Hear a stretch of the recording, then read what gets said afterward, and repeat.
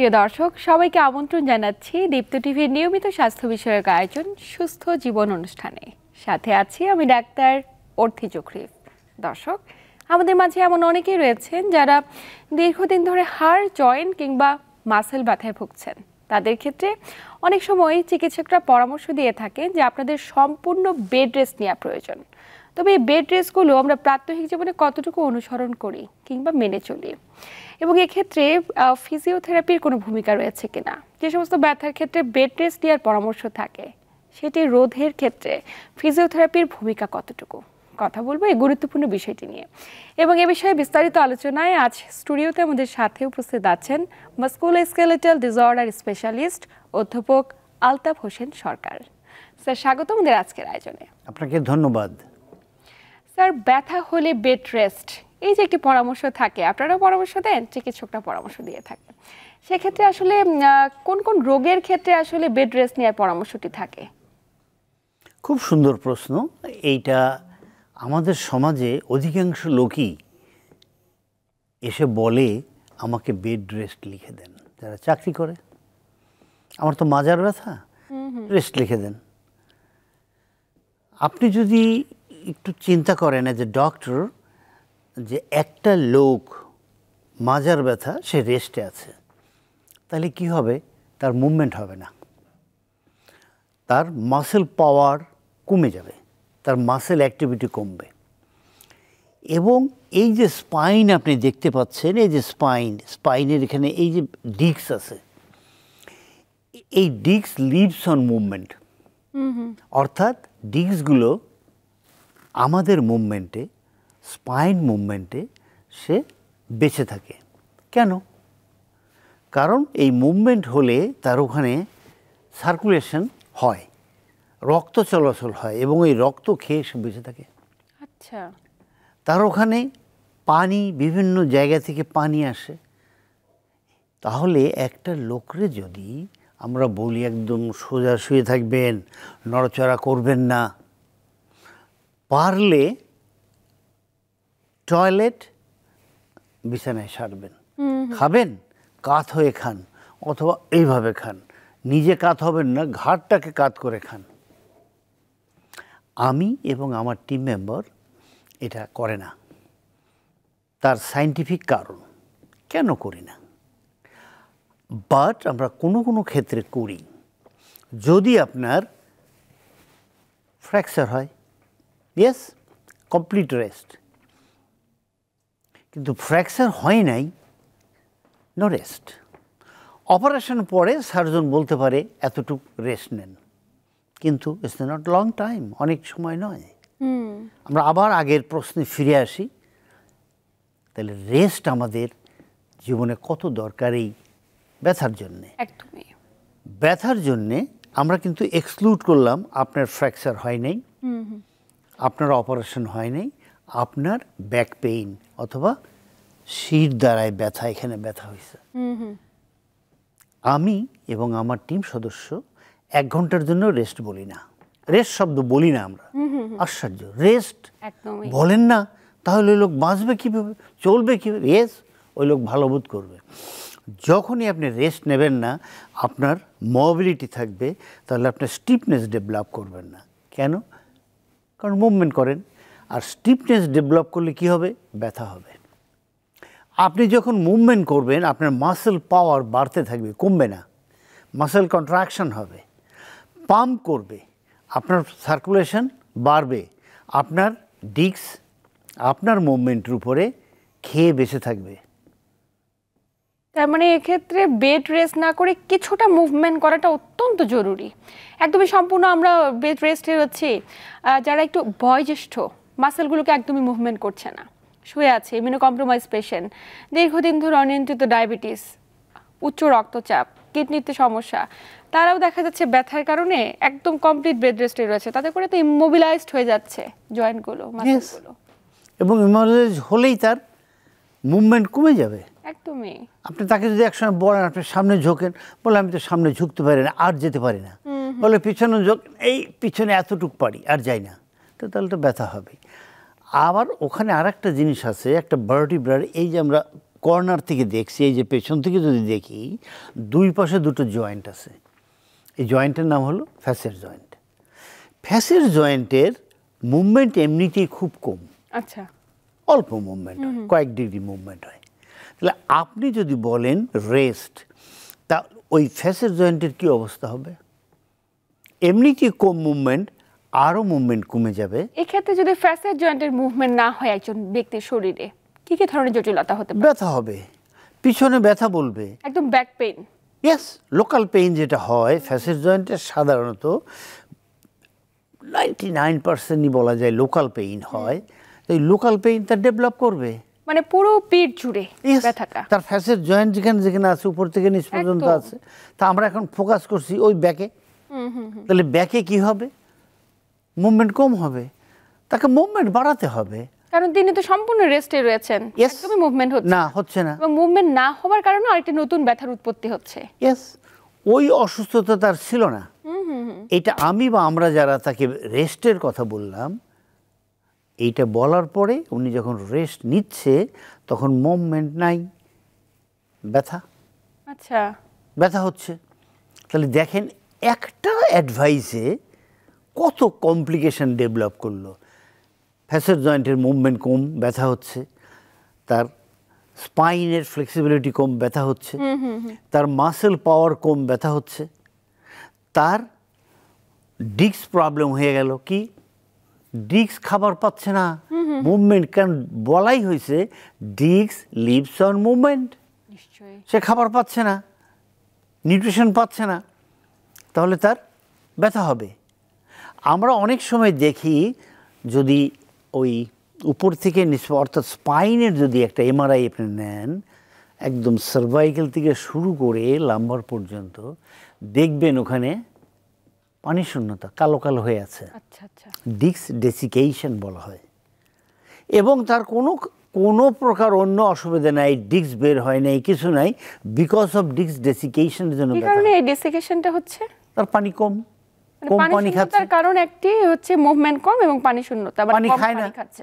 পানি খাচ্ছে না, তার মুভমেন্ট কমে গেছে, পানি খাচ্ছে না, মুভমেন্ট করে না, তার ডিস্ক ডেসিকেশন হচ্ছে, ব্যথা হয়। আচ্ছা, আরে আপনার তো সব ভালো আছে, আপনার কোনো প্রবলেম নাই, আপনার এই যে স্পাইন দেখলাম, দেখেন কোথাও নড়ে নাই, ডিস্ক বের হয় নাই, আপনার যেতে হবে ওই ডাক্তার সাহেবের কাছে, গিয়ে আপনার একটু ওনার চিকিৎসা না নিলে আপনি সঠিক হবেন না, আপনার প্রবলেম। কিন্তু রুগী রাইট, রুগী বলে যে আমার তো কোনো কষ্ট নাই, কিন্তু আমার ব্যথা হচ্ছে কেন?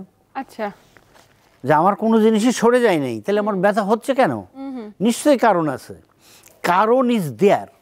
আমরা অনেক সময় বলে থাকি কোনো কারণ নেই, আপনার সব নর্মাল। সবই নর্মাল হলে তাহলে অ্যাবনর্মাল সাইন সিমটম কেন পাবো? কেন ব্যথা হচ্ছে?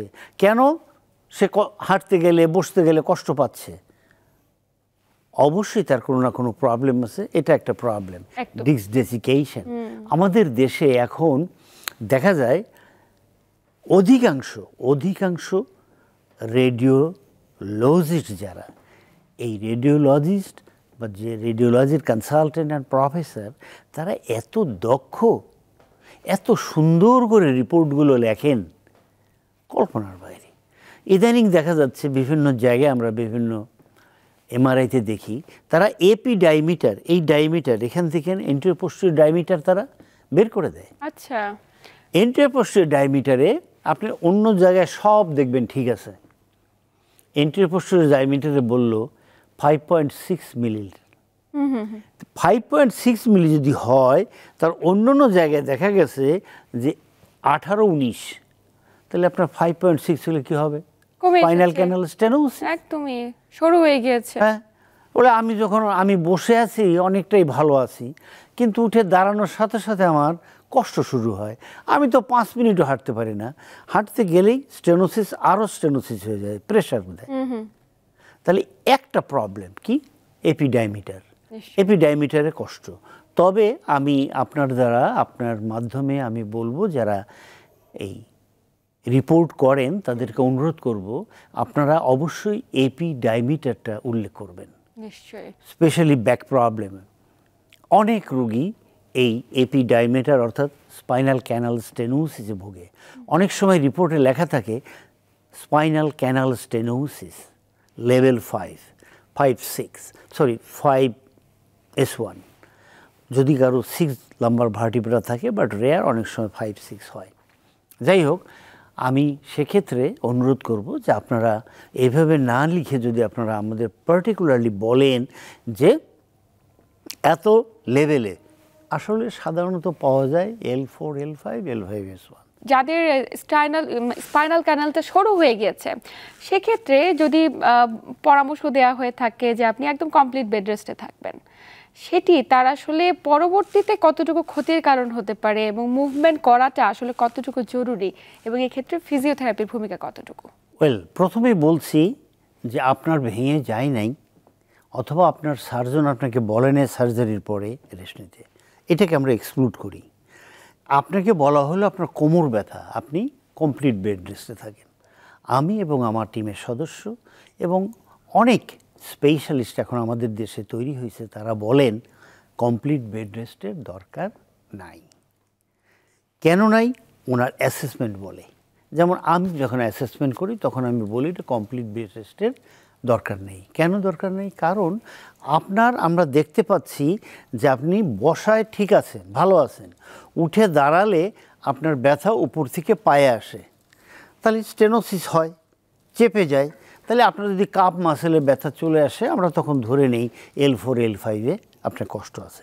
কিন্তু একটু আগে আমি আলোচনায় বলছিলাম যে আমাদের রেসপেক্টেড রেডিওলজিস্ট যারা এটাকে রিপোর্ট করেন, তাদেরকে অনুরোধ করব যদি আপনারা লেভেলটা বলে দেন, এই লেভেলে তার ডায়ামিটার এতটুকুন, তখন আমি অ্যাজ এ ফিজিওথেরাপিস্ট আমার সুবিধা হয়। কি সুবিধা হয়?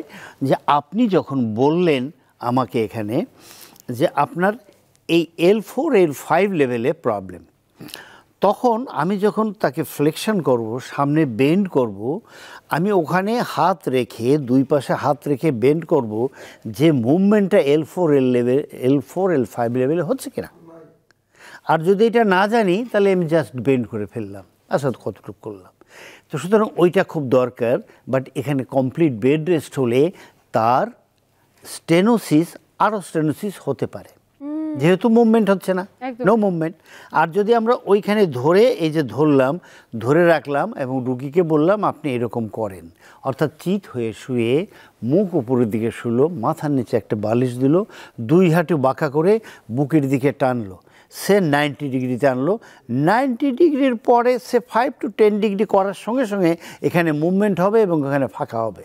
ফাঁকা হবে কিভাবে? এখানে বেন্ড হবে, সামনে বাঁকা হবে। যখনই সামনে বাঁকা হবে, তখন এই জায়গা যেটা চাপা ছিল সেটা ফাঁকা হবে। এবং কিছু কিছু রুগী আছে এমন যে তার পায়ের এখানে ব্যথা হচ্ছে, আমরা এটাকে বেন্ড করে সামনে নিয়ে আসলাম, ঠিক হাত দিয়ে ধরে এনে হোল্ড করে রাখলাম কয়েক সেকেন্ড, আবার ছেড়ে দিলাম, আবার হোল্ড করলাম, আবার ছেড়ে দিলাম। এরকম কয়েকটা মুভমেন্ট করার পরে আমার প্র্যাকটিসের রুগীরা সাধারণত বলে যে আগে তো কষ্ট ছিল একটু আগে, এখন মনে হচ্ছে a bit better than before. তাহলে আমি কি করছি? আমি মুভমেন্ট করছি। কোন লেভেলে? ওই লেভেলে যে লেভেলে তার স্টেনোসিস চেপে গেছে, তাহলে সেই লেভেলে যদি ওনার উল্লেখ করে দেওয়া থাকে, তাহলে মুভমেন্ট করলাম। আর যিনি বলছেন কমপ্লিট বেড রেস্ট আপনি নেন, ওনাকে যদি আমরা বলি যে দেখেন এইভাবে করলে ওনার চেঞ্জ হয়, বা রুগীরা বলে চেঞ্জ হয়, তো রুগীরা যেটা ভালো বোধ করে, চলুন না আমরা সেটাই করি, রেস্ট না নিয়ে আমরা মুভমেন্ট করি, তাহলে আপনি ভালো বোধ করবেন। ইভেন অনেক সময় আমি রুগীদেরকে বলি যাদের এরকম প্রবলেম, আপনি বসে নামাজ পড়েন।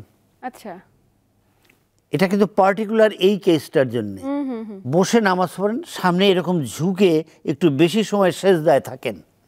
যখন সে সামনে ঝুঁকে বেশি সময় সেজদায় থাকবে, এইটা কি হবে? ফাঁকা হয়ে ধরে রাখবে এরকম। আচ্ছা, আমরা এতে আরেকটা কাজ করি, টু স্টিমুলেট দ্য ব্রেইন।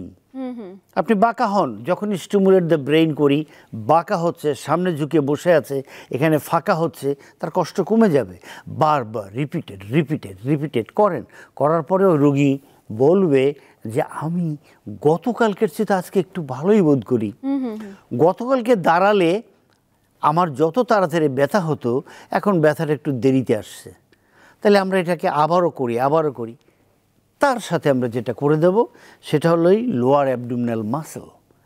তার সাথে আমরা যেটা করে দেব সেটা হলো মাল্টিফিডাস মাসেলকে আমরা স্ট্রং করে দেব, টাইট করে দেব। অর্থাৎ আপনি যখন পা বাঁকা করে আমার দিকে নিয়ে আসবেন, আমি আপনার থাই বা নিচে ধরে আটকায় রাখবো। তখন লোয়ার অ্যাবডোমিনাল মাসেল কি হবে, এটা শক্তিশালী হবে, সে তার কাজ করবে। আমি যদি মাল্টিফিডাসকে বলি, যেমন আমরা কি বলি, আপনি পেটটাকে শক্ত করে, নাভিটাকে শক্ত করে ভিতরে নেন, মাল্টিফিডাসকে আমরা তার কাজ করার অবস্থান শিখিয়ে দিলাম। এখানে আর একটা কথা আমি অ্যাড করে যাই। সাধারণত L4, L5, L5S1 লেভেলে একটা অসুখ হয়, সেটা কি, একটা হাড্ডি থেকে একটা হাড্ডি সরে যায়। আচ্ছা, ধরেন এর গ্রেড 1, গ্রেড 2, গ্রেড 3, গ্রেড 4 পর্যন্ত আছে, বাট আমরা গ্রেড 1, গ্রেড 2 পর্যন্ত চিকিৎসা জন্য রুগীর জন্য কি বলি আমরা, এই মাল্টিফিডাস পেট ভিতরে শক্ত করে নিয়ে আপনি হাঁটেন, শক্ত করে নিয়ে আপনি লম্বা শ্বাস নেন, ছেড়ে দেন। মোস্ট অফ দ্য পেশেন্ট বলা যায়, বা সব পেশেন্টকেই প্রায় আমরা বলে থাকি যে আপনি লম্বা শ্বাস নেবেন পেট শক্ত করে ধরে রেখে। এই যে আমি পেট শক্ত করে ধরে রেখে লম্বা শ্বাস নিছি, কিন্তু আমার পেট কিন্তু শক্ত আছে। তার মানে আমি ওই লেভেলটাতে ট্রেন করে দিচ্ছি যে এরকম যেন শক্ত থাকে, ওই মাসেলটা যেন কাজ করে, তাহলে রুগীটা ভালো বোধ করবে। তবে অনেক দ্রুত এই জিনিসগুলো হয় না, একটু সময় নিতে হয়। সেক্ষেত্রে রুগীদেরকে অনেক কোঅপারেট করতে হয়, অর্থাৎ দিনে 2 থেকে 3 বার সে এই এক্সারসাইজগুলো করবে, এই ব্যায়ামগুলো করবে, এবং আমরা যারা যেভাবে দেখাবো সেভাবেই করবে। আর এখন রুগীদের জন্য সুবিধা হয়েছে, হাতের নাগালেই তার স্পেশালিস্ট, হাতের নাগালেই তার সঠিক চিকিৎসক, তাদের পরামর্শ নেবে।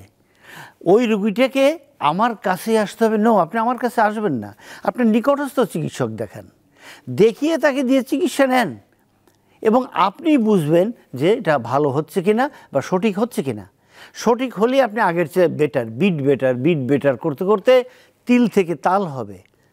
কয়েক সপ্তাহ পরে দেখবেন আগে যত তাড়াতাড়ি ব্যথা হতো দাঁড়ালে, এখন হচ্ছে না। হাঁটলে আগে যত তাড়াতাড়ি ব্যথা হতো, এখন হচ্ছে না। সেজন্য আমি বলবো rest is not the answer. তাহলে অ্যান্সার কি? অ্যান্সার হলো regular physical exercise. Yes, mobility বাড়ানো। কোন এক্সারসাইজ প্রয়োজন সেটা জানার জন্যই যে আমাদের শরণাপন্ন হলে, আমাদের মতো স্পেশালিস্টের কাছে গেলে, এখন তো উপজেলা লেভেলেও আপনার এই ধরনের চিকিৎসা হচ্ছে, এ ধরনের চিকিৎসক আছে, তারা এগুলো চিকিৎসা করে দিচ্ছে, আপনি তার কাছে যান। একদমই স্যার, এক্ষেত্রে একটি বিষয় জানাটা খুব বেশি জরুরি। যারা দর্শক দেখছে তাদের মাঝে অনেকেই রয়েছে দীর্ঘদিন ব্যথায় ভুগছে, চিকিৎসকরা পরামর্শ দিয়েছে বা বিভিন্ন জায়গা থেকে পরামর্শ এসেছে, সম্পূর্ণ বেড রেস্টে থাকেন, অনেকে বেড রেস্টে থাকার পরেও তেমন কোনো পরিত্রাণ পাননি বা ফলাফল পাননি। তো তাদের উদ্দেশ্যে আসলে পরামর্শটা কি থাকবে? আমরা কখনো চাই না কোনো ব্যক্তির স্পাইনাল ক্যানাল স্টেনোসিস হয়ে যাক বা ফ্যাসেট জয়েন্ট প্রপারলি মোবিলাইজড না করুক সে। তো তাদের উদ্দেশ্যে ছোট করে পরামর্শগুলো একটু জানবো। ছোট করে হলো, হাতের নাগালেই চিকিৎসক, স্পেশালিস্ট পাওয়া যাচ্ছে। আমাদের দেশে এখন ভরপুর specialist, and we are proud of them. তারা খুব ভালো চিকিৎসক। আপনি তাদের একজনের কাছে যান, অ্যাসেসমেন্ট করেন, find out the exact problem, do the exercises and associate treatment নিলে দেখবেন আপনি ভালো আছেন। এবং পাশাপাশি ব্যায়াম করাটা, লাইফস্টাইল মডিফিকেশন। এই জন্যে আমি আবারও বলবো, rest is not the answer. What is the answer? Motion is lotion. আপনাকে মুভমেন্ট করতে হবে, এক্সারসাইজ করতে হবে, সঠিক এক্সারসাইজ করতে হবে, সুস্থ থাকতে হবে। চলুন আমরা সবাই সঠিক এক্সারসাইজ করি, সুস্থ থাকি, হেলদি বাংলাদেশ গড়ে তুলি। একদমই খুব চমৎকারভাবে বলেছেন। এবং স্যার প্রত্যেকটি মানুষকে, সে সুস্থ হোক অসুস্থ হোক, কোনো জয়েন্টে ব্যথা হোক কিংবা পরবর্তীতে যাতে কোনো জয়েন্টে ব্যথা না হয়, শরীরের কোনো মাসেলকে তিনি যেন প্রপারলি কাজ করতে ইনঅ্যাক্টিভ বোধ না করেন, তা এই বিষয়টি রোধ করার জন্য প্রত্যেকটি মানুষকে প্রতিদিন অন্তত 30 মিনিট হাঁটাচলা করা এবং নিয়মিত ব্যায়াম করাটা অত্যাবশ্যকীয়। আমরা আলোচনার একদম শেষ প্রান্তে, আপনাকে আন্তরিক ধন্যবাদ। আপনাকে ধন্যবাদ। প্রিয় দর্শক, এই ছিল আমাদের আজকের আয়োজন। আসুন একটু নিজের শরীরের প্রতি খেয়াল রাখি, প্রতিদিন অন্তত 30 মিনিট হাঁটি এবং নিয়মিত যে আমাদের যে নর্মাল অ্যাক্টিভিটিসগুলো করা প্রয়োজন সেগুলো করি। এতক্ষণ সাথে থাকার জন্য সবাইকে আন্তরিক ধন্যবাদ জানিয়ে আমি ডাক্তার অর্থী আজ এখানেই বিদায় নিচ্ছি। সবাই ভালো থাকুন, সুস্থ থাকুন এবং দীপ্ত টিভির সাথেই থাকুন।